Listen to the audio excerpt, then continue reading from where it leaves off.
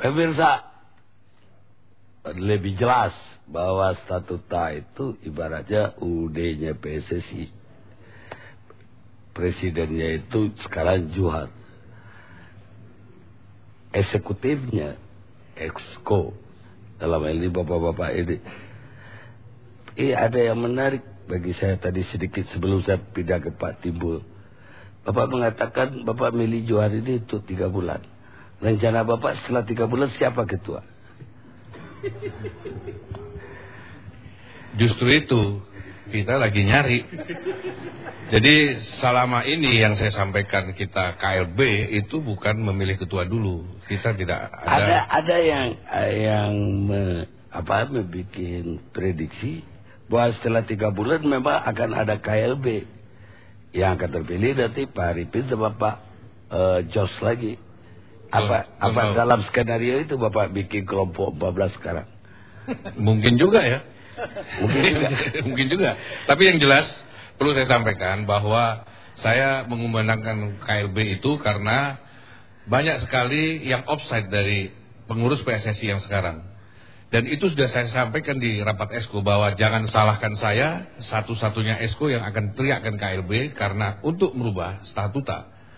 Sudah jelas-jelas dari 18 dijadikan 24. Kemudian yang 6 ini hadiah.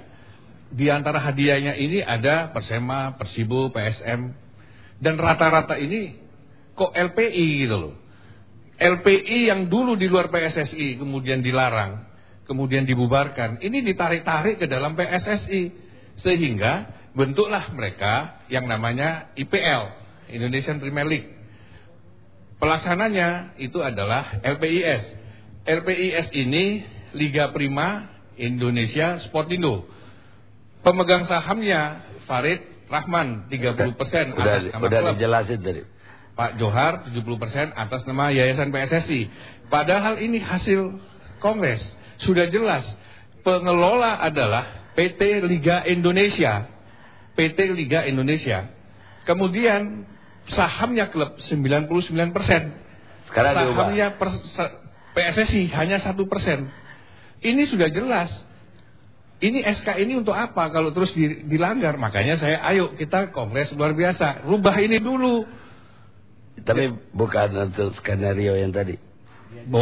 Kita tidak ada rencana ke sana. Tapi kalau ternyata dibelokkan sama klub karena tidak puas merubah ini, ya saya nggak bisa berbuat apa-apa. Baik. Pak Timbul Thomas mungkin ada jawaban terhadap jawabannya secara umum, Pak. Ya. Pertama kita lihat ya, tadi Bung Hinca mengatakan bahwa saya menyatakan statuta tidak sah. Saya tidak pernah menyatakan statuta tidak sah. Yang saya katakan adalah Kongres Bali tidak sah karena bertentangan statuta. Nah, sekarang PSSI sudah membuat statuta mengikuti FIFA. Akhirnya dengan desakan FIFA, diancam oleh FIFA, baru dibuat tahun 2009. Tapi separuh hati dan dipresetin. Kita sudah dulu di sini mengatakan syarat-syarat itu. Terus ini yang bikin kekacauan. Sebenarnya kalau mengadopsi statuta yang mengambil dari FIFA, maka harus ada 3 produk yang harus diadopsi bersamaan atau hampir bersamaan, sehingga tidak akan mengambil kekacauan. Ya, karena itu kemudian saya mengambil inisiatif menerjemahkan ketiga dokumen itu. Pertama, statuta standar FIFA. Kedua adalah peraturan etika FIFA. Yang ketiga itu tata tertib Kongres FIFA. Itu sudah standar semua. Yang dibuat oleh PSSI hanya statuta. Yang dibuat tidak sesuai dengan aturan yang ada secara baku semuanya. Dan juga ada tambahan-tambahan yang bikin kacau. Makin kacau lagi karena tidak ada namanya peraturan pelaksana statuta. Jadi kalau di Indonesia itu statuta adalah anggaran dasar. Tidak ada anggaran rumah tangga. Peraturan pemerintah kalau di negara. Nah, undang-undang, peraturan pemerintah. Terus yang lebih kacau lagi apa? Tidak ada peraturan tata tertib Kongres. Saya bertanya kepada beberapa teman dari PSSI pada waktu itu, kenapa kalian tidak bikin peraturan tata tertib Kongres sedangkan kalian mau bikin Kongres? Dia bilang, kita semua persaudaraan, persahabatan, semuanya beres, aklamasi segala macam. Itu bikin kacau jadinya. Jadi memang kalau mengambil statuta FIFA itu harus ada 3 produk. Pertama adalah statuta, kedua peraturan pelaksana statuta, dan ketiga peraturan tata tertib Kongres. Dengan tidak adanya dua peraturan ini, sedangkan ini sudah ada dibuat standarnya oleh FIFA, maka itulah sumber daripada kekacauan. Jadi, dua, materi dari statuta. Statuta yang dibuat oleh FIFA itu sangat baik, ya.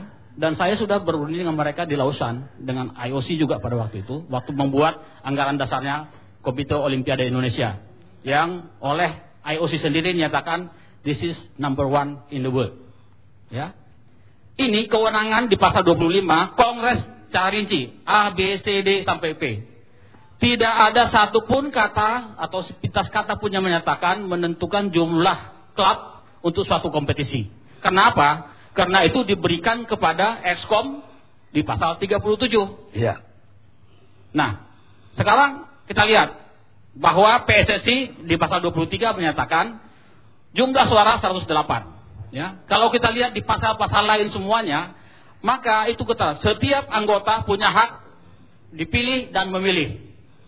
Nah, sekarang pertanyaan saya, terima anggota, tapi tidak punya hak untuk memilih, hanya 108.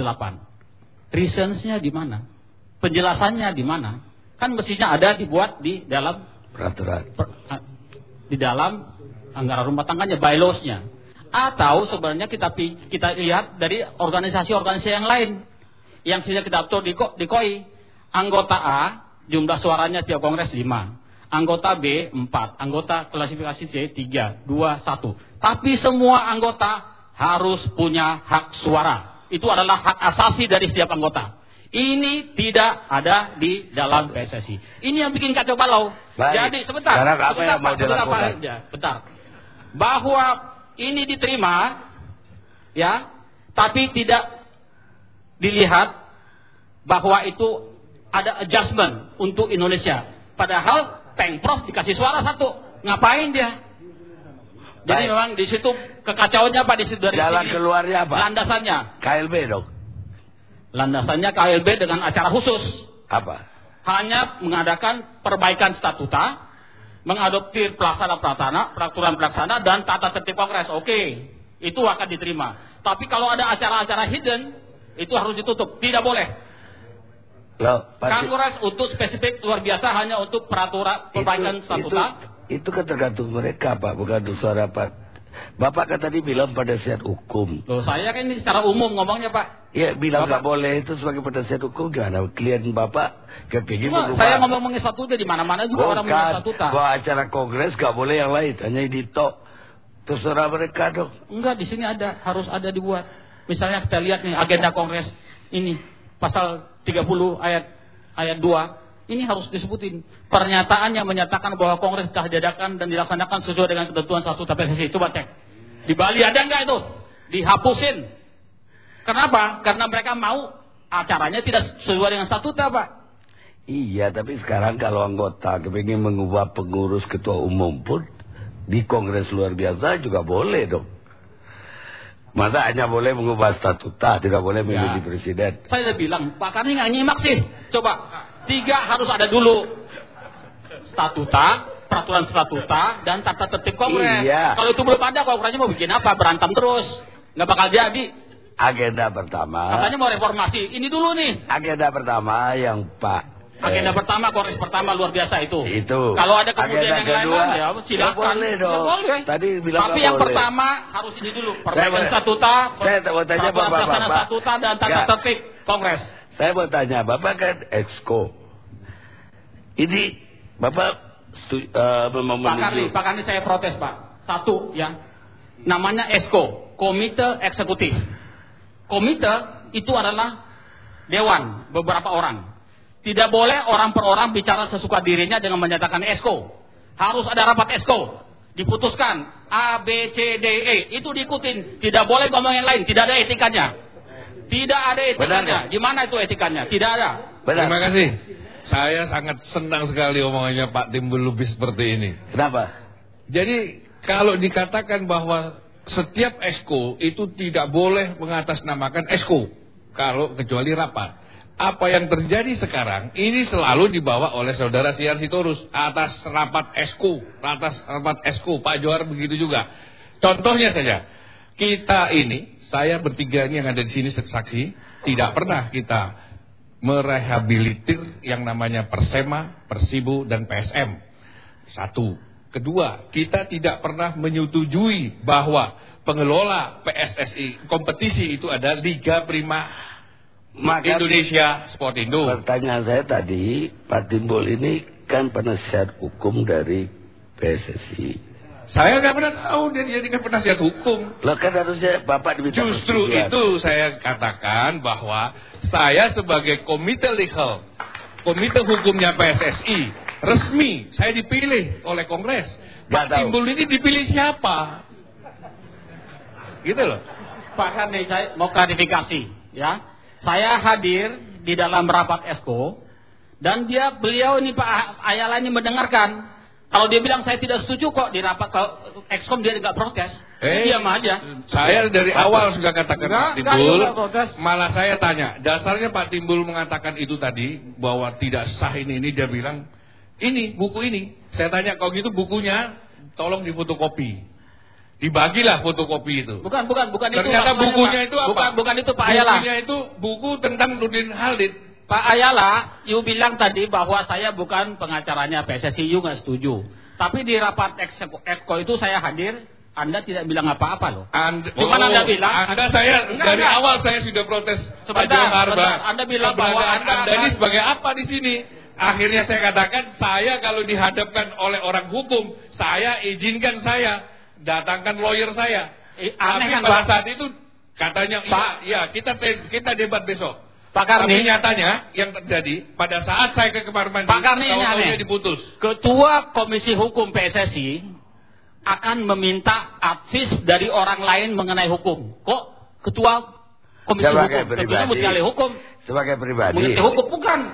Saya akan minta advis hukum, gitu kata-katanya. Tanya Pak Ayala itu. Iya betul. Ya, benar. Karena kalau jadi hukum, Ketua Komisi Hukum tidak mempunyai kapasitas untuk memberikan pendapat hukum, kacau kan? Ada lagi yang aneh saya.